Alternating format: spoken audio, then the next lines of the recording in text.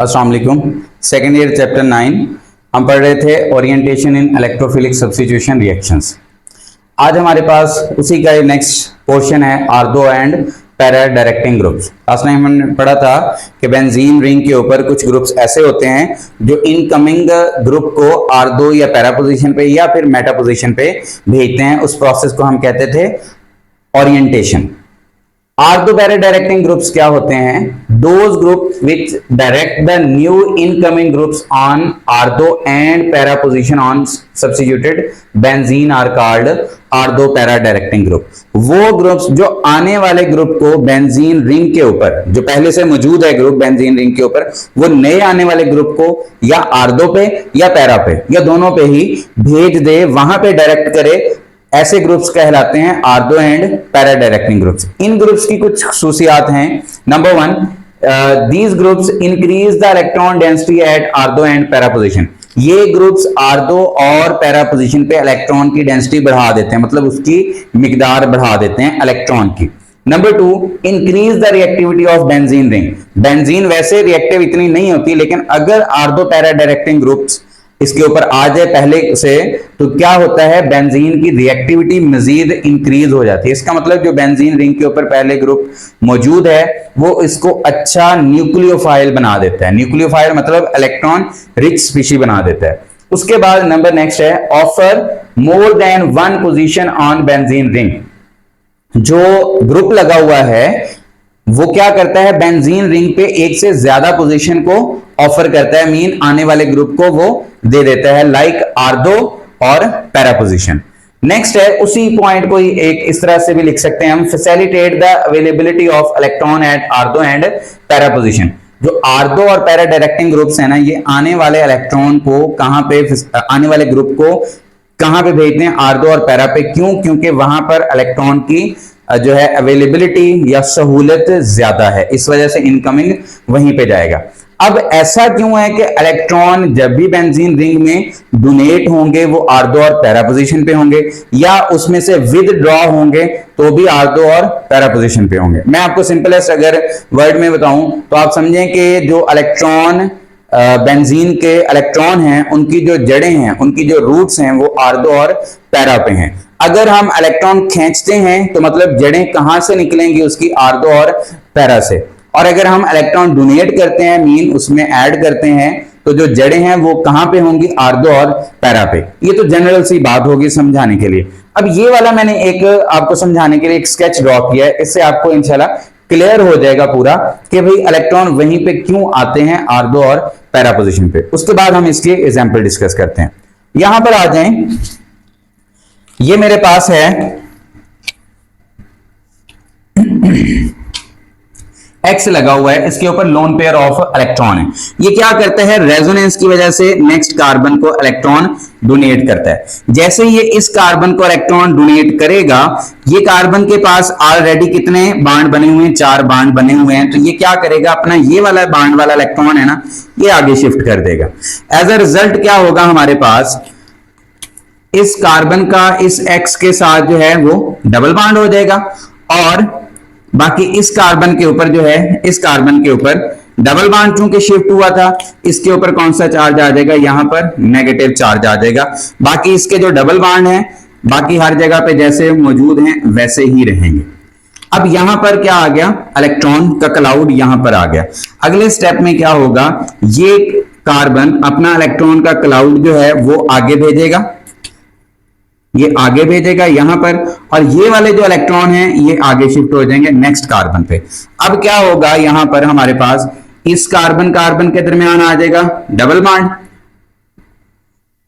और इस कार्बन के ऊपर क्या आ जाएगा, नेगेटिव चार्ज आ जाएगा। नेगेटिव चार्ज क्यों आएगा, क्योंकि ये जो डबल बॉन्ड वाला इलेक्ट्रॉन का पेयर है पूरा, इस कार्बन का एक तो अपना है, एक नेक्स्ट इस कार्बन का है, वो कार्बन के पास आ जाएगा, इस वजह से इस कार्बन पे नेगेटिव चार्ज आ गया। अगले स्टेप में ये वाले इलेक्ट्रॉन आगे शिफ्ट होंगे, तो ये पाई इलेक्ट्रॉन इस कार्बन पे आ जाएंगे। इसका रिजल्ट आएगा हमारे पास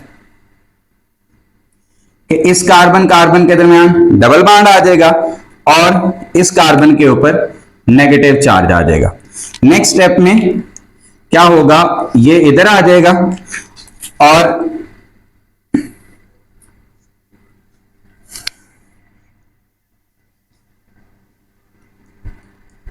ये वाला जो बॉन्ड है इलेक्ट्रॉन ये आगे शिफ्ट हो जाएगा। इसका रिजल्ट हमारे पास ये निकलेगा कि यहां पे डबल बॉन्ड है, ये डबल बॉन्ड है और यहां पर डबल बॉन्ड है और ये इलेक्ट्रॉन उसके पास वापस चले गए। अब इनमें अगर हम देखें गौर से तो हमें पता चलेगा कि जो नेगेटिव चार्ज आ रहा है वो किन पोजीशन पे है। नंबर 1 यहां पे R2 पे आपको नेगेटिव चार्ज नजर आ रहा है, नंबर 2 यहां पे पैरा पे आपको नेगेटिव चार्ज नजर आ रहा है और नंबर 3 यहां पे भी आपको R2 पे ही नेगेटिव चार्ज नजर आ रहा है। इन 3 पोजीशन के अलावा 2 R2 और 1 पैरा के अलावा आपको कहीं पर भी इसमें नेगेटिव चार्ज नजर नहीं आ रहा। इसका मतलब जब बेंजीन रिंग में इलेक्ट्रॉन डोनेट होंगे तो कौन सी पोजीशन पे होंगे, R2 पैरा और R2 पोजीशन पे। और अगर इलेक्ट्रॉन विदड्रॉ होंगे, अगर हम इसमें से इलेक्ट्रॉन खींचते हैं, निकालते हैं बेंजीन रिंग में से, किसकी वजह से, जो उसके ऊपर कोई ग्रुप लगा होगा जो इलेक्ट्रॉन खींचता है, तब भी कहां से निकलेंगे, तब भी R2 और पैरा पोजीशन से ही इलेक्ट्रॉन निकलेंगे। ठीक है, अब आ जाए हमारे पास एग्जांपल है पहली।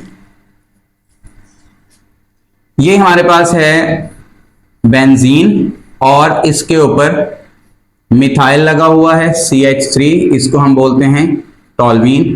टॉल्वीन की हम नाइट्रेशन करते हैं HNO3 plus H2SO4। Simple benzene की नाइट्रेशन आप लोग पढ़ चुके हैं पहले, उस लेक्चर में आप देख सकते हैं। नाइट्रेशन वाले में 2 मोल हमने लेने हैं और 30 to 40 तक, 30 से 40 सेल्सियस तक हमने टेम्परेचर रखना है। तो यहां पर अगर आप देखेंगे तो आपके पास ये बेंजीन के ऊपर मिथाइल पहले से है, एक बेंजीन में नाइट्रो जो है R2 पे लग जाएगा और दूसरे बेंजीन में जो नाइट्रो है वो कहां पे लग जाएगा, आपके पास वो लग जाएगा पैरा पोजीशन पे, यहां पे नाइट्रो लग जाएगा। प्लस आपके पास क्या आ जाएगा, 2 वाटर के मॉलिक्यूल बन जाएंगे। अब जरा ये बातें जो हमने लिखी हैं वो इसमें फिट हो रही हैं या नहीं। नंबर 1 हमने क्या कहा था, इलेक्ट्रॉन की डेंसिटी बढ़ेगी R2 और पैरा पोजीशन पे। यहां पे देखें R2 पे और यहां पे पैरा पे। NO2 R2 और पैरा पे क्यों गया, क्योंकि इलेक्ट्रॉन वहां पे ज्यादा थे, इस वजह से वहां पे पहुंचा। Number 2 increase the reactivity of benzene ring, benzene को रिएक्टिव बना देता है। आपने नाइट्रेशन ऑफ बेंजीन पढ़ा है, वहां पे टेम्परेचर चाहिए होता है 50 to 55, 50 से 55 सेल्सियस, लेकिन यहां पे देखें 30 to 40 है। इसका मतलब यह हुआ कि टॉल्वीन बेंजीन की निस्बत ज्यादा रिएक्टिव है, इस वजह से कम टेम्परेचर पर ही आसानी से इसकी नाइट्रेशन हो सकती है, लेकिन बेंजीन में 50 to 55 टेम्परेचर चाहिए होता है।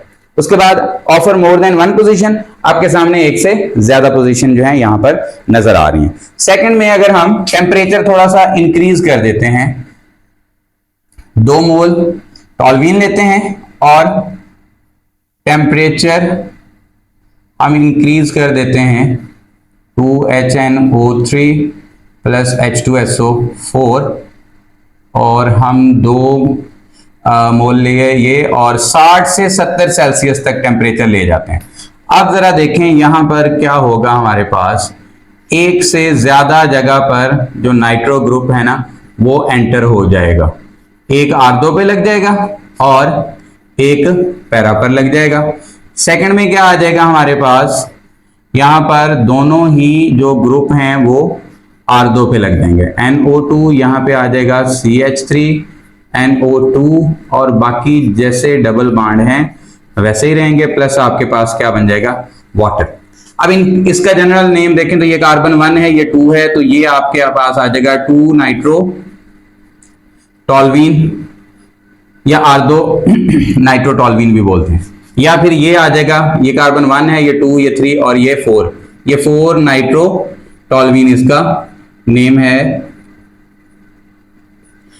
यहां पे आ जाएं, ये कार्बन 1 है, ये 2 है, ये 3, ये 4, 5 और 6, ये हमारे पास नाम बन जाएगा 2,4 डाई नाइट्रो टॉल्वीन और ये हमारे पास बन जाएगा 2 और 6 डाई नाइट्रो टॉल्वीन।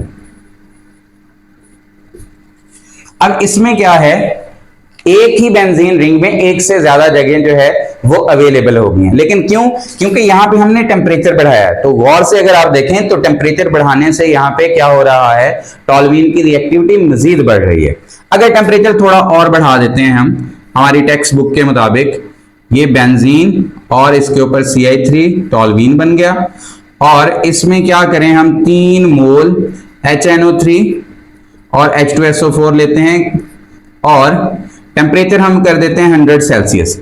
अब हमारे पास ये बेंजीन रिंग आ गया और यहां पर लगा हुआ है CH3 जो पहले से ही है, ये R2 पे नाइट्रो आ गया, ये पैरा पे नाइट्रो आ गया और ये फिर R2 पे नाइट्रो आ गया। ये कार्बन 1 है, ये 2 है, ये 3 है, 4, 5 और ये कार्बन 6। अब कार्बन नंबर 2, 4 और 6 पे क्या है, नाइट्रो लगे हुए हैं। कितने टोटल? 3 नाइट्रो हैं, ट्राई नाइट्रो टॉल्वीन इसका नाम हो जाएगा, या शॉर्ट इसका जो एब्रीविएशन है वो TNT है। ये पेपर पॉइंट ऑफ व्यू से बहुत ही इंपॉर्टेंट शॉर्ट क्वेश्चन है। TNT का फार्मूला लिखो, तो ये काफी दफा शॉर्ट क्वेश्चन आया है, या फिर आता है कि TNT कैसे तैयार करते हैं, तो आप सिंपल ये वाली इक्वेशन लिख सकते हैं। लेकिन अगर कंसेप्चुअल पॉइंट ऑफ व्यू से देखें, एक स्टेप बैक पे जाके, तो बार दफा आता है पेपर कि बेंजीन को कन्वर्ट करो TNT में, तो आपने पहले बेंजीन से टॉल्वीन बनाना होता है। उसके लिए आपने सबसे पहले फ्रेडल-क्राफ्ट अल्काइलेशन करनी होती है, अल्काइल ग्रुप इसके ऊपर ऐड करते हैं, उसके बाद फिर इसकी नाइट्रेशन करके आपने TNT बनाना होता है। ओके, अब नेक्स्ट है हमारे पास कुछ एग्जांपल्स और ग्रुप्स जो as a ortho para directing काम कर रहे हैं। लाइक हमारे पास CH3 है, जैसे ये हमने लिखा था, फिर OH ग्रुप जो है ये भी आर्थो पैरा डायरेक्टिंग होता है, फिर NH2 है हमारे पास, फिर हमारे पास NCH3 ट्वाइस है, उसके अलावा जो है हमारे पास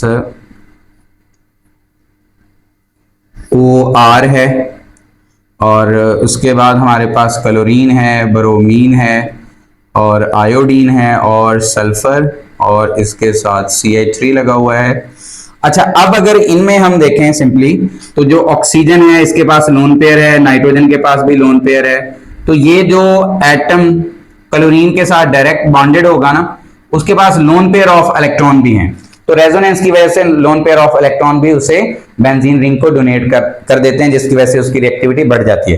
फॉर एग्जांपल, अगर मिथाइल लगा होगा बेंजीन रिंग के ऊपर, तो बेंजीन की निस्बत मिथाइल लगने की वजह से टॉल्वीन की जो रिएक्टिविटी है वो 30% के राउंड अबाउट बढ़ जाती है। और उसके बाद अगर OH लगा हुआ है, तो बुक्स में लिखा होता है कि 1000 टाइम्स जो है वो इंक्रीज हो जाती है रिएक्टिविटी बेंजीन की, अगर उसके ऊपर पहले से OH ग्रुप लगा हुआ है। ओके स्टूडेंट्स, ये हमारे पास कुछ एग्जांपल्स हैं। अगर आपने ये अच्छे से समझ लिया, समझ आ गया आपको, तो नेक्स्ट जो मेटा डायरेक्टिंग है वो बिल्कुल जो चीजें हैं वो इसके ऑपोजिट हैं। जब इसके ऑपोजिट आप लिख देंगे तो वो आ जाएगा हमारे पास मेटा डायरेक्टिंग। उसके लिए आप हमारा नेक्स्ट लेक्चर देख सकते हैं। ओके स्टूडेंट्स, अल्लाह हाफिज।